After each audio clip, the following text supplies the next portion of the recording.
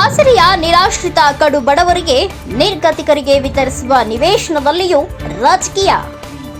ಹೌದು, ಗದಗ ಜಿಲ್ಲೆ ಲಕ್ಷ್ಮೇಶ್ವರ ಪಟ್ಟಣದ ಪುರಸಭೆಯ ವತಿಯಿಂದ ವಿತರಿಸುವ ಕಡು ಬಡ ನಿರ್ಗತಿಕ ನಿರಾಶ್ರಿತರ ಫಲಾನುಭವಿಗಳಿಗೆ ವಿತರಿಸುವ ಆಶ್ರಯ ನಿವೇಶನದಲ್ಲಿಯೂ ರಾಜಕೀಯ ನಡೆದಿರುವುದು ದುರ್ದೈವದ ಸಂಗತಿ.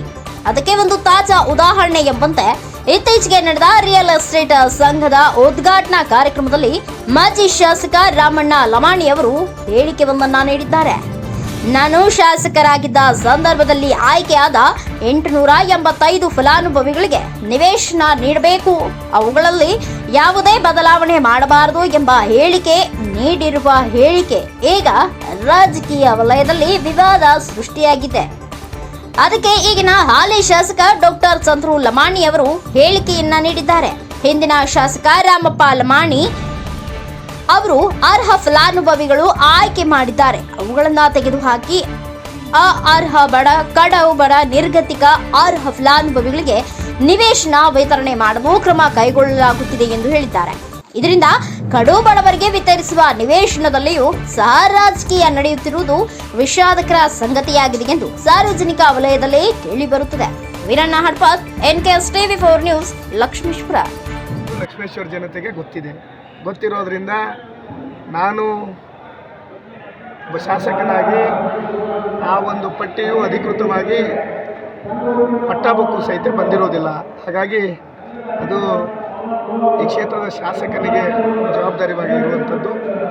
ನಾನು ನಮ್ಮ 3 ತಾಲೂಕಿಗೂ ಇವತ್ತು ಲಕ್ಷ್ಮೇಶ್ವರ ಪುರಸಭೆ ಆಗಿರ್ಬೋದು, ಶಿರಟ್ಟಿ ಪಟ್ಟಣ ಪಂಚಾಯತಿ ಮತ್ತು ಮುಂಡರಗಿಯ ಪುರಸಭೆಯಲ್ಲಿ ಏನು ನಿವೇಶನಗಳು ಹಂಚುವಂತಿದೆ ಅದನ್ನು ಯಾರು ಅರ್ಹರಿದಾರ, ಯಾರು ನಿರಾಶ್ರಿತರದ ಅಂಥವರಿಗೆ ಮಾತ್ರ ಈ ಸೈಟ್ಗಳನ್ನು ಹಂಚುವಂಥ ಕೆಲಸವನ್ನು ಮಾಡ್ತೀನಿ. ಅದರ ಜೊತೆಯಲ್ಲಿ ಮಾಜಿ ಶಾಸಕರು ರಾಮಪ್ಪ ಲಮಾಣಿ ಕೊಟ್ಟಂಥ ಹೇಳಿಕೆಗಳು ಅವ್ರು ಏನು ಮಾಡ್ಯಾರ, ಹಿಂದೆ ಎಷ್ಟೆಷ್ಟು ದುಡ್ಡನ್ನು ತಗೊಂಡು ಸೈಟ್ಗಳನ್ನು ಮಾರಾಟ ಮಾಡ್ಯಾರ ಅನ್ನೋದು ಏನು ಹೆಚ್ಚಿಗೆ ಮಾತಾಡೋದು ಬೇಡ. ಅವ್ರಿಗೆ ಗೊತ್ತೈತಂತ ಅಂದ್ಕೊಂಡಿನಿ.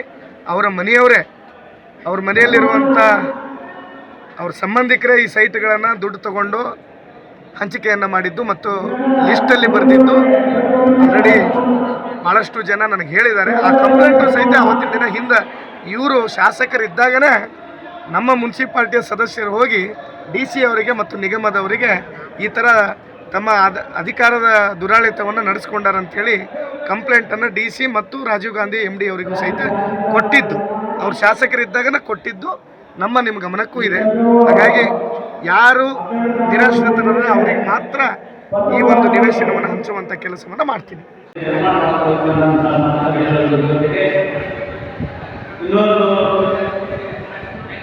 ನಾನು MLA ಇದ್ದಾಗ ಸಿಗಿ ರಸ್ತೆಯಲ್ಲಿ ಸುಮಾರು